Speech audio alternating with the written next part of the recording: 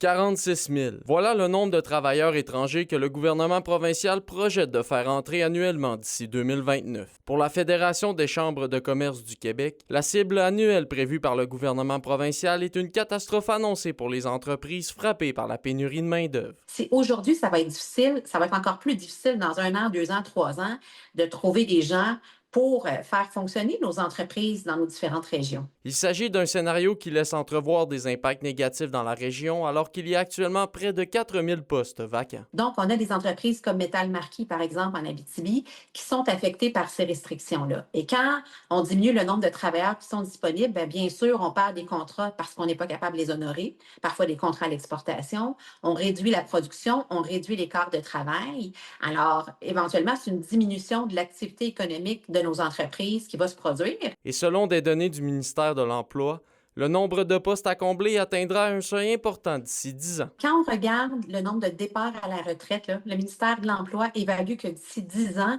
il y a 1,4 million de postes qui seront en pourvoir au Québec. Selon la directrice de la FCCQ, ces postes ne pourront pas être pourvus que par la population québécoise pour assurer la survie des entreprises en région. Ces postes-là, ça ne peut pas juste être l'accroissement naturel, l'augmentation du taux d'activité des 15-64 ans, puis l'augmentation du taux d'activité des 65 ans et plus. Ça prend de l'immigration. Plus on réduit l'immigration, plus le nombre de postes vacants vont augmenter en région.